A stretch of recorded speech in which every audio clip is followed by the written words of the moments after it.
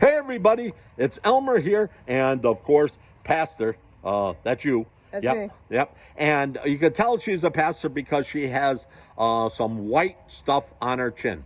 Well, actually, that isn't really white stuff. That's your. It's also my neck. It's on your neck. That's true, not in your chin.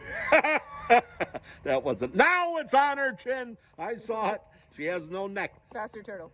That's right. And so, yes, that is a special collar that pastors wear, which is kind of neat.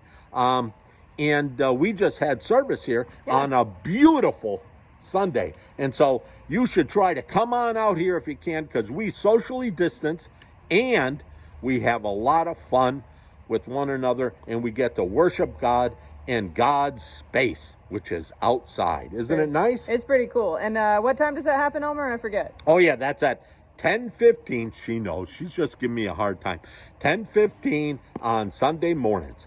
Yep. Yeah, you should join us. I agree. Yeah. Do we? We had a question, right? Oh yeah. This is another episode of I Just Wanna Know. That's right. And we have Barb here, who's on church council. Barb is great, and she had a terrific question. Shall we look at it right now? We should. Let's. And today we have Barb.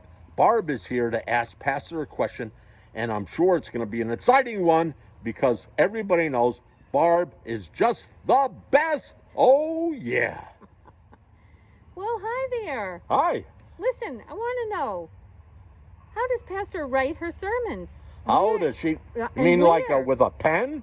Well, no. How does she write them? What inspires her? And then where does she write them? What inspires her when she writes her sermons, and where does she write them? Is she like up on the roof like the fiddler? Da da da da da da da da da da da. There you go. She's with me. I thought she wasn't with me there for a second.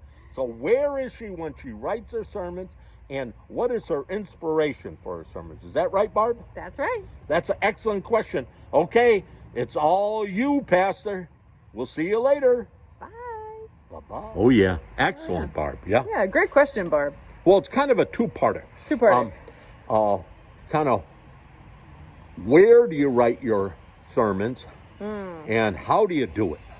Well, I feel like the first part was a lot more interesting before the pandemic. I really like to go to various coffee shops like the Thirsty Mind here in South Hadley, or there's a great little coffee shop in East Hampton, just to kind of get out in the community. But since the pandemic, I kind of can't do that anymore. So I pretty much just write them either here in the church office or up in my home office. And then the other part of the question, I believe, was how. How, yes. How do you do it? And wait a second, I have another question for you. Yeah. So you go to coffee shops. I do. Well, when you don't go to a coffee, do you still have coffee when you're writing your sermon? Absolutely. It's a necessary part of sermon writing, because you don't want to like fall asleep while you're No, that's true. That would be reading all this stuff.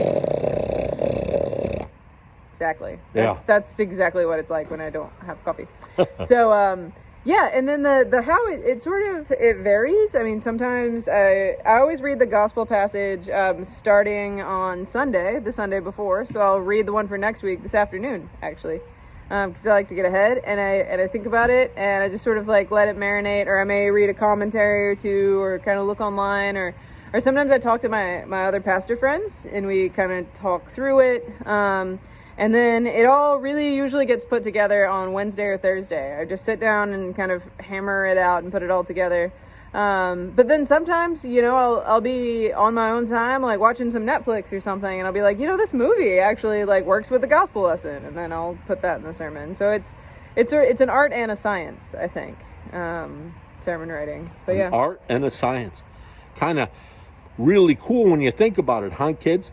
That it takes a little preparation. She does it a week in advance. She starts getting it percolating in her head like that coffee, and so that she has that in her head, which is really nice. And sometimes I've noticed in your sermons, you bring up past sermons. I do. And so sometimes you do look back at you. You must keep them.